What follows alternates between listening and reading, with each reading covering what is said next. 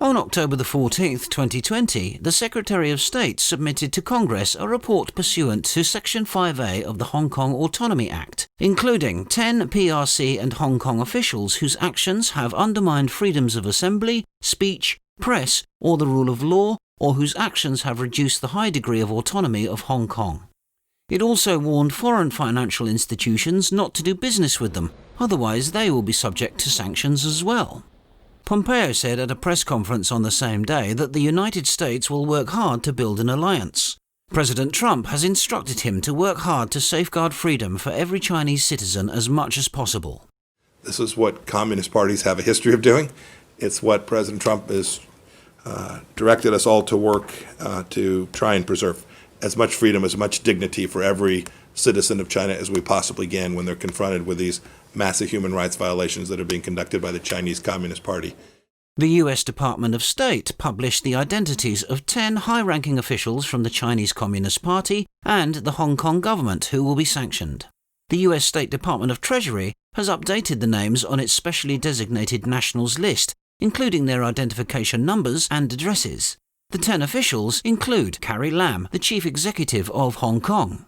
The report also points out that the CCP has systematically dismantled the autonomy that Beijing promised to the Hong Kong people and the world in a UN-registered treaty. Through the imposition of the national security law, the CCP has crippled democratic institutions, human rights, judicial independence, and individual freedoms in Hong Kong.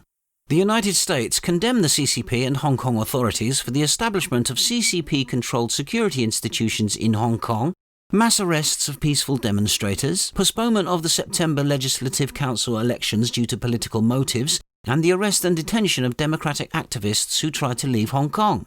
Pompeo said that what each country requests is to safeguard the basic freedoms of Chinese citizens and that the United States will work hard to establish an alliance. In each of those places, not at Hong Kong, in each of those places, we simply are demanding of the Chinese Communist Party what we ask of every nation is to preserve basic freedoms, human dignity, religious freedom for every one of their citizens. The State Council also formally warned international financial institutions not to have business dealings with these individuals. The State Council will submit another report within 60 days, listing any foreign financial institutions that continued to conduct significant transactions with these 10 people, and imposed sanctions. The sanctions include prohibition of all bank transactions, foreign exchange control, and sanctions on senior bank personnel.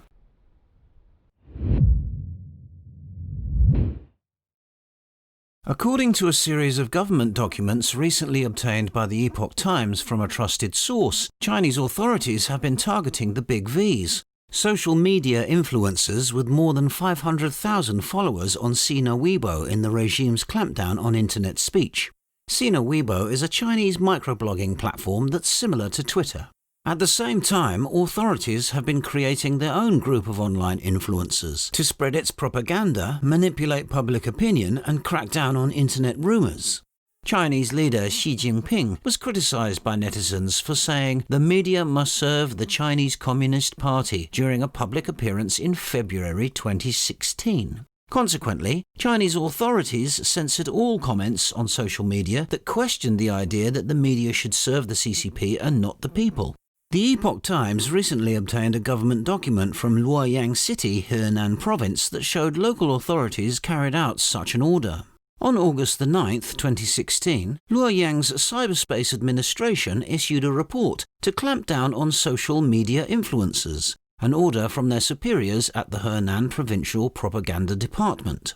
The document is titled Report on the Investigation of Internet Big Vs Who Question the Media Must Serve the Party and Other Politically Harmful Remarks. The V refers to the check mark sign that platforms issue to users with large followings. The report revealed that before 2014, Luoyang's social media influencers had been active and often posted comments that were critical of the CCP. In 2014, the city's Cyberspace Administration and the Police Bureau launched a special punitive campaign, fixing criminal charges such as extortion and blackmailing on well-known social media influencers, including Zhang Wenhao, his online moniker is Strange Stone Naughty Boy, and Zhao Zhihui, known as Wolf Returning in Windy Snowy Night. According to the report, the Laoyang Cyberspace Administration compiled a list of key individuals and their social media accounts that were being monitored. There were on-duty personnel to conduct daily screenings of social media posts and delete sensitive comments in real time. Influential users who do not post political comments on a regular basis would be generally monitored, but active users who have been found to post critical comments would be included on the watch list. The report also revealed that the Cyberspace Administration maintained 24-hour contact with the propaganda and internet surveillance departments of the local Public Security Bureau, Chinese police, and through instant messaging platforms such as QQ groups and WeChat groups to monitor netizens' online comments. The report concludes that as of August 2016, Luoyang succeeded in clamping down on its big Vs, and no negative and extreme remarks directed at Xi's statement, "The media must serve the party," were found online. Public data published in May 2020 shows that the number of mainland internet users has reached 854 million, and the internet coverage rate reached 61.2%. The CCP has invested a lot of resources to monitor and control public opinion online. The Epoch Times reported that in recent years, the CCP has recruited popular social media influencers referred to as red influencers to manipulate public opinion and toe the party line. Government documents from Henan province obtained by the Epoch Times reveal that the task of cultivating red influencers is considered one of the main priorities and has been incorporated in the performance evaluations of CCP officials. A leaked document dated 2016 revealed that Luoyang's municipal government departments are required to cultivate at least 5 red influencers. The report laid out a 3-year action plan to cultivate red influencers among the political, intellectual, cultural, and media circles. For example, a worker surnamed Zhang from the Shanxi County Police Bureau was recruited as a red influencer by local authorities. Since Zhang registered his Weibo account on March 3, 2014, he has posted 18,383 comments promoting the CCP. He uses the name Fast Catcher of Tianzhong and claims to be a video blogger and a writer. He has 557,916 followers as of October 7th. Ren Zhiqiang, nicknamed Big Cannon Ren, was a former real estate tycoon and an outspoken critic of the CCP and Chinese leader Xi Jinping.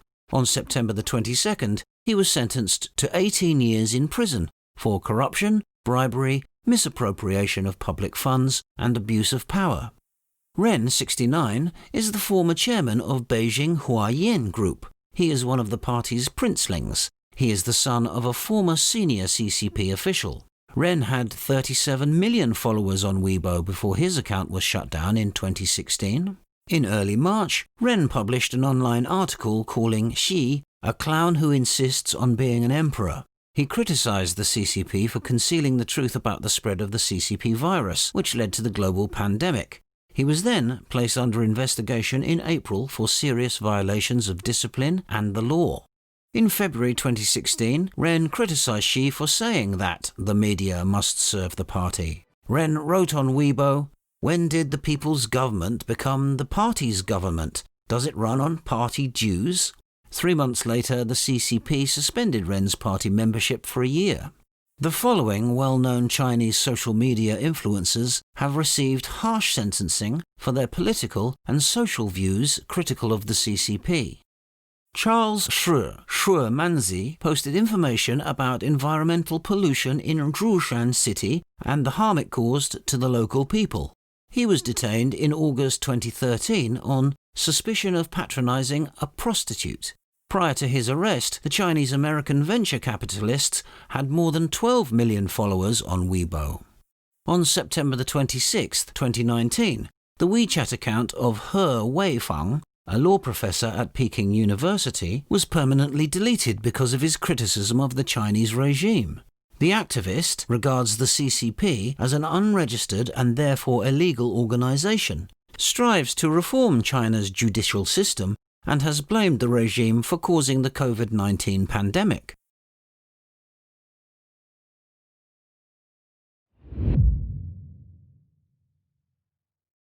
The latest immigration policy guidelines from the United States Citizenship and Immigration Services, USCIS, explicitly prohibit Communist Party members from immigrating to the US. The number of people who went to the Global Service Center for Quitting Chinese Communist Party website for a certificate surged dozens of times in just a few days. In today's program, let's hear from the Chinese who have quit the CCP.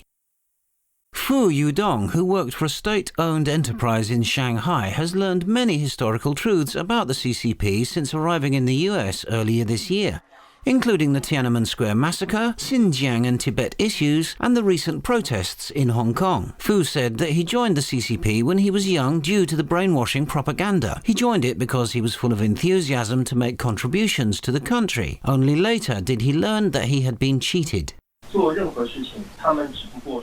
Everything is for propaganda. It's not for the good of the people and society. Everything is propaganda.